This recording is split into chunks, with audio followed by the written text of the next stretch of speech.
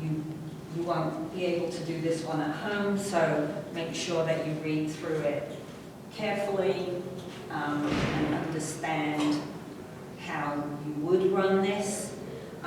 You'll see at the bottom of the page that they have some pictures of different versions of dynamometers. So we have this one, all right?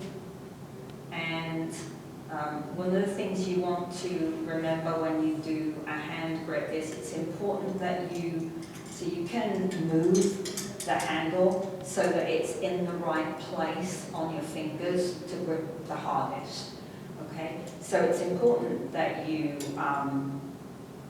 make time to do that individual to individual so that it's in the appropriate place, right? This one spins around like that, and you can make it shorter or longer, and then put the clip back down, hold it in place.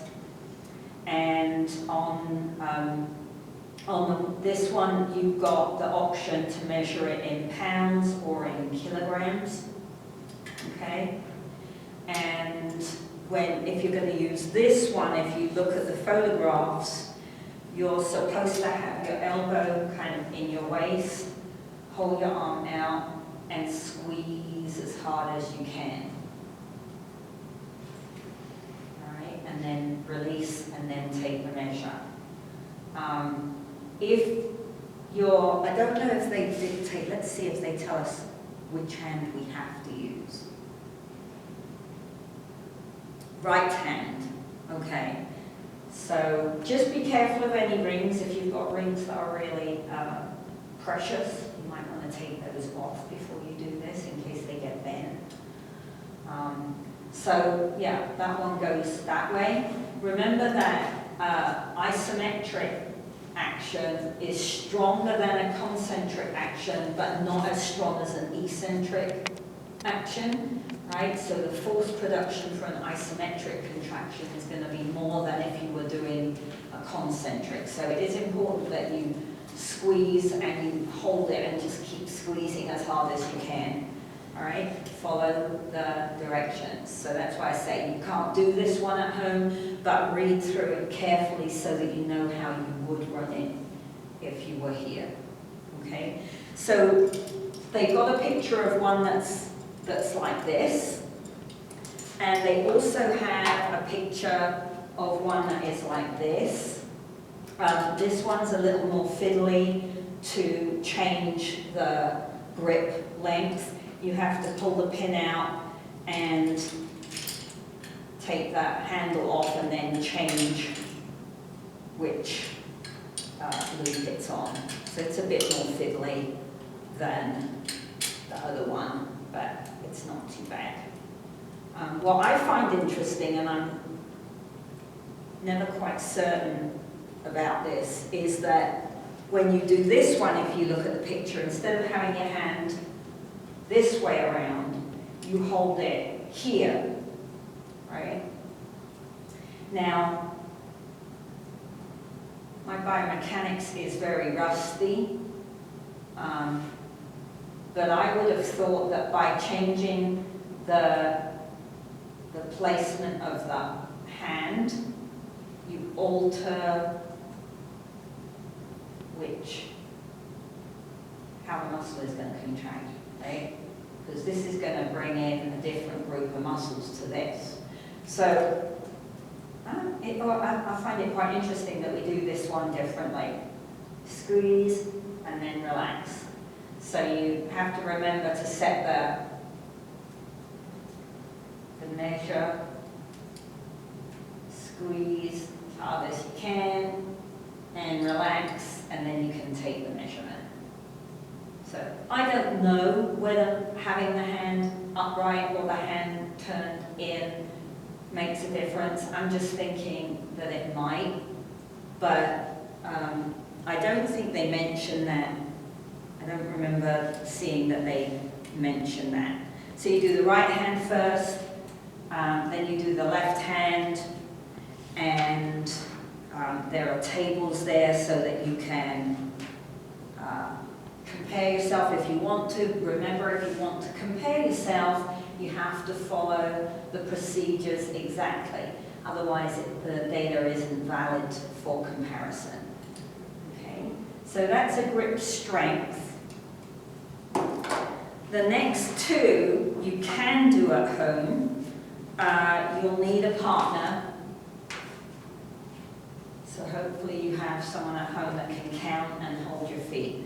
So again, you've got to follow the procedures exactly the way they say. Okay, so the next two are looking at muscular endurance. So rather than looking at muscular strength, which we would measure with a 1RM, they're looking at muscular endurance. How many can you do, right, without stopping? So the sit-up test is a timed test, which I never like because I'm very slow twitch. I'm type 1 dominant. And so I can do lots of sit-ups, but not in 1 minute because I can't do them fast, right? So make sure you have to have someone holding your feet, all right? Make sure that you don't cheat and not go all the way back down and put your shoulders back on the floor.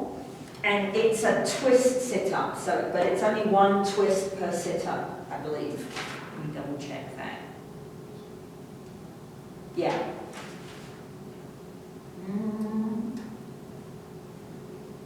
Touch each elbow to the opposite knee alternately.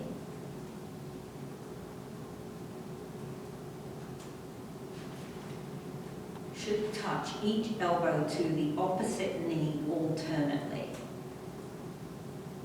Does that sound like a double twist? I don't think so. You just switch knees every time? Yeah. So you just do 1 twist on each sit-up. That's how I read it. Okay? Make sure that your feet are about the right distance from your bum.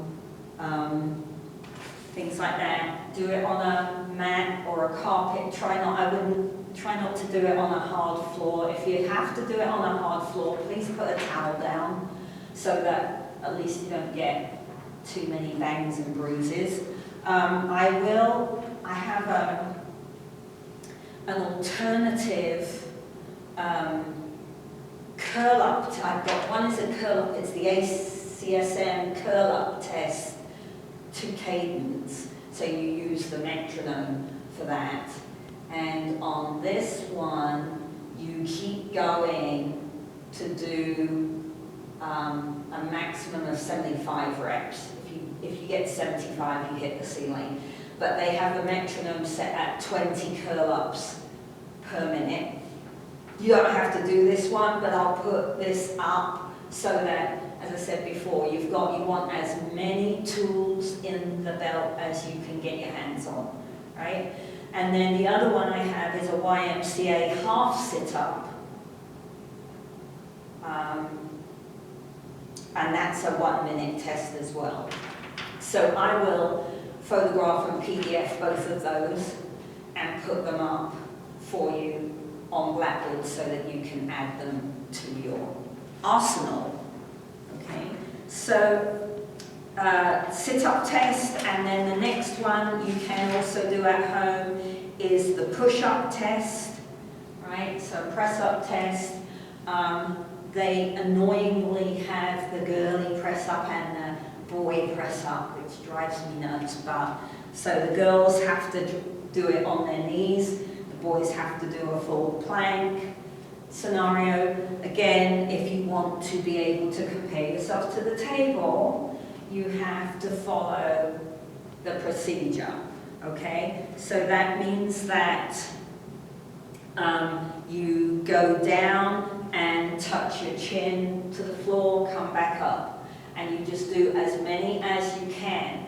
Now, pretend I'm on the floor, right? If I do this,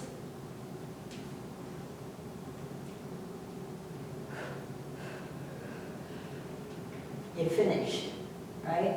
As soon as you have to stop, that's the finish. So you can't stop, take a breath, and keep going. The point at which you stopped is it, right? You've got to keep going, is the key, okay? So, ooh, I haven't done that test in 5 years. I should probably do that test as well. Yeah, and then again, there's a normative table if you want to compare yourself back to the population, okay? So I have set up participation assignments for the sit-up and the push-up. So when you do those, take a picture or PDF it, or take a picture and download the picture if you know how to do that. I don't know how to do that. And add that. I need that done by tomorrow at the latest, I think. I can't remember whether I set it only for today or for today and tomorrow, because grades have to be on Monday. So I've got to go through all your workbook assignments and put your grades on. Okay? So I think that's it. Since last time I looked, there wasn't. Oh, there is people here. Hurrah! Hi, Alexis. Hi, Chris. Any questions on that? No, ma'am. What two labs are those again? Say that again, Chris. What two labs are those again? It's lab 15, 17 and 18, but 15 you can't do, you just need to read it through carefully so that you know how to run it given the opportunity, but it takes equipment you don't have at home.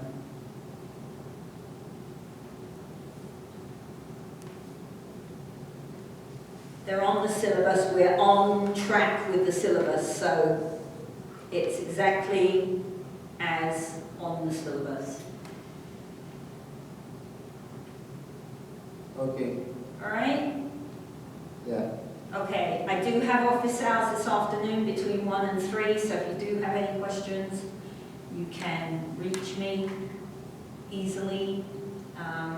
Otherwise, I will see people tomorrow for the next bit of the cardiovascular system information.